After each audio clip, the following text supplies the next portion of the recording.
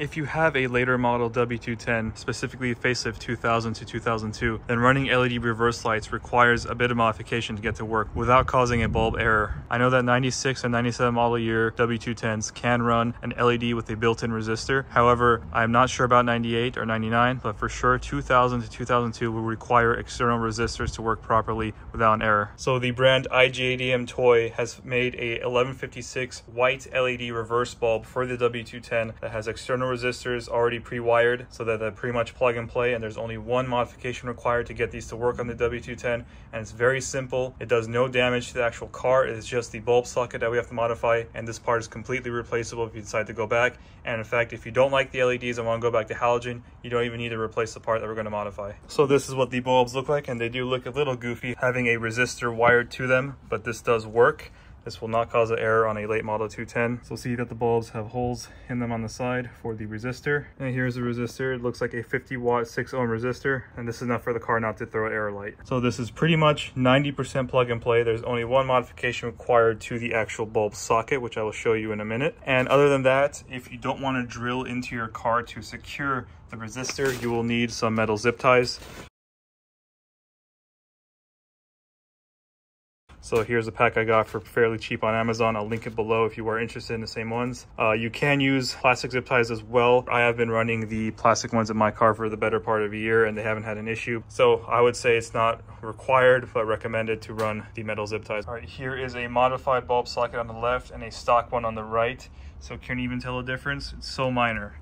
And if you can see a difference, it is that opening right here. So the opening here has been widened a little bit. Well, this one is kind of exactly what that little notch is right there. You have to widen the socket right here at this specific spot to clear the wire for the resistor so it doesn't like get squished or chafe. So this is what you will have to do, and it is required on both sides. So in order to fit these LED bulbs, you will have to modify the socket right here. And it's actually not too much modification. It's not reversible, it is pretty permanent. The socket still can be used for regular light bulbs if you choose to want to go back. So it's a very subtle difference right here. We just extend the opening here. So if we line these up to the same position, we got the star right there on the left. So you just got to cut just a little bit bigger opening on the socket with the LED for the wire to clear for the resistor. And while this is not reversible because you are just cutting away that plastic material, you can still run a regular bulb if you choose to go back, and no one's ever going to see this. It's like so minor. And if you really did want to go back to 100% stock, you could just buy a new socket. They are available new and they're fairly cheap compared to modifying something else on the car. So a tool I use to modify this is a Dremel. This is a battery operated one with this attachment wheel. This wheel is enough to cut that opening a little bit wider. Just go slow, go carefully, and you'll be fine. So it may take a couple tries to get that opening to where you want it. You might have to go back and test fit it. But if you want to reference mine, just take a look at the placement of the star right here on the top, and take a look at the letter P on that part number right there. So here it is hopefully a little more clear. Take a look at that P versus the one right here. So not too much to cut, very little. You can do a trial and error if you're not too sure based on what I'm showing here, but it's really not that much. All right, so here I have it secured on a vise. So I'm gonna go ahead and take this and just go slow top to bottom until I get enough clearance. So I'm gonna have to use both hands with this. I can't film it, but pretty simple, just a Dremel tool. I have it on the lower speeds. So this is about how much it needs to be cut out, because you see we have enough wiggle room for the wire to move freely. And it's not gonna chafe if we secure the resistor. So one thing I didn't do on this set of sockets right here that I did on the previous is I actually also trimmed down on this post right here. So this post kind of sticks out a little bit. If you trim it just ever so slightly, that'll kind of help get the light in there a little bit easier than if it hasn't been trimmed. Like I said, this will still work. This is a little bit easier to insert into the socket. If you are being rough with the installation like me, the protective insulation did kind of tear right there. Luckily the wires inside are right, so I'm gonna go ahead and put some electrical tape over this. So this only happened because I was installing it and taking it out so much for testing purposes. In normal use, I don't think this would ever happen, but I'll go ahead and recommend wrapping your wires up with electrical tape just to be extra safe. These edges look really sharp too, so that's probably contributing to the reason why that happened. And the reason I was testing this light so much was because the passenger side looked a little bit dimmer than the driver. So I wanted to see if the bulb was just going out. And that's the thing with LEDs. LEDs are always changing. They're not always going to be the same lights that they were even a year ago. So this is always evolving technology, which is why I don't want to do a permanent installation on my car. So that way, when the new ones come out, I could go ahead and get them. And eventually, I think there will be a version of this LED where it is fully plug and play into the late model 210s, 2000, 2002. Currently, there isn't a bulb I found that actually works. That's fully plug and play. This is the closest we can get with these external resistors. And these are still a big upgrade over stock, and they match the xenons and the LEDs in the front, and these are way brighter at night. All right, this is Tesa tape. This is the electrical tape I was talking about. This is a fabric style electrical tape that Mercedes actually uses for their factory wiring harnesses. You will notice this tape used throughout the W210's engine bay. So this is the tape I recommend using. So here are the wires wrapped up. This is not the cleanest wire wrap job in the world, but it just needs to do the job, so it doesn't need to look pretty. But you can't go too thick. Make sure you get it nice and tight around the wires. And this is what it will look like on here. And let's go ahead and test fit it on the taillight. Okay, so here it is, kind of mocked up. This is actually the other bulb that I did a better job wrapping the wires on. And it is still a very tight fit, but it still does fit. So we'll see it's already on here and twist on. It's good to go. These are actually wagon rear taillights, so these might be different than sedan. However, if you do decide to wrap your wires, which I would recommend, I would also recommend trimming the notches here. So I didn't do that on this socket right here, but if you trim where I told you on the actual main little protrusion right here, and then slightly trim the notch right here, kind of about halfway, it will give you enough clearance to get in very easily. I didn't do that, so it was a little tough, but not impossible. Like I said, this is a wagon taillight section, so it might be different than sedan. Looks like there's actually holes for this stuff to go through, and it'll come out fairly easily. And just be mindful it does get caught on some stuff here and there. So we'll see, while I was installing it, it did rub on the tape, but it did not go through. This is pretty strong tape, so that's why I recommend wrapping it. This will cut through the insulation of the wire pretty easily. And it is metal, it is sharp, so yeah, you should definitely wrap your wires. I did a pretty poor job on this wire right here. It's a little thick, so this will definitely be hard to get in. But if you cut that notch out, like I said, it'll be a little bit easier. So just try to make sure you do a really tidy job. So I will link the Tesa tape down in the description for anyone that's interested. You don't have to use Tesa tape. You can just use regular electrical tape, but I like this because it's not rubbery, it's not gooey, it's just fabric. And it matches the other wiring in the car because Mercedes did use this from the factory. So once your bulb socket is modified, so you can just take the bulb out. It's simple. You push it in and then you twist. So once it's out, it's the same process to install the LED. And then the wires, we're going to have to route where the opening is. So we'll see right here, we get around that notch. And right there at that opening, that's how they're supposed to be routed, left and right. All right, so this is how we routed the wires. So we'll see right there at that opening. Pay attention to where the openings are, and it will make sense once we put on the car where the openings need to be if you're not sure. Normally, if you're just doing the bulb, you don't need to pull the trunk liner out, but if you're doing the LED, you will have to in order to route the resistor properly. Okay, so we're gonna have to pull this trunk carpeting off, not all the way, probably about right here.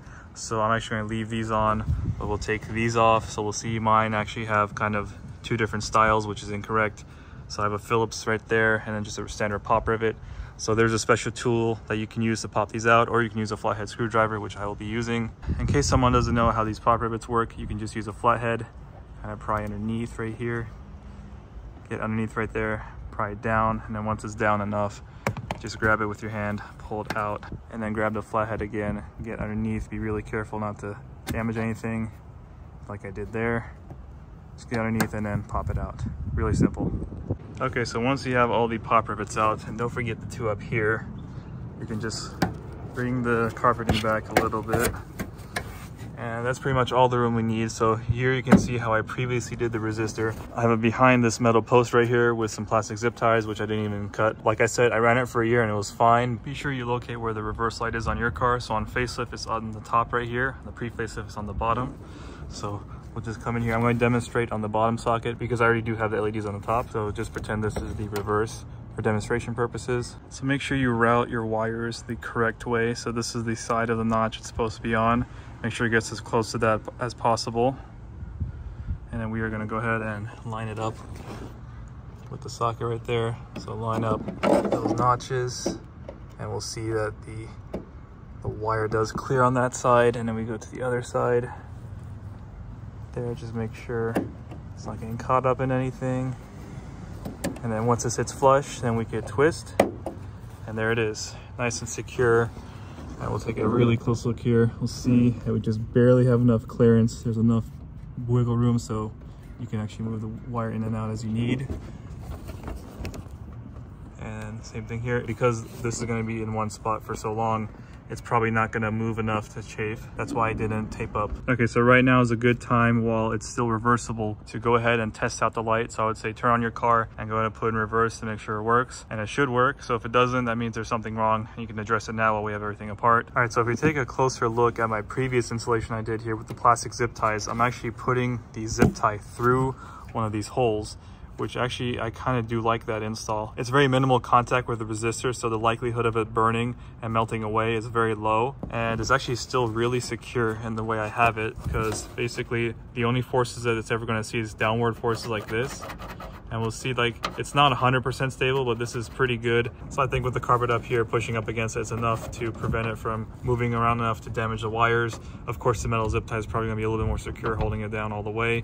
If you want, you can drill into your metal right here. It's not gonna affect anything, and once the carpet's up here, you're never gonna see it.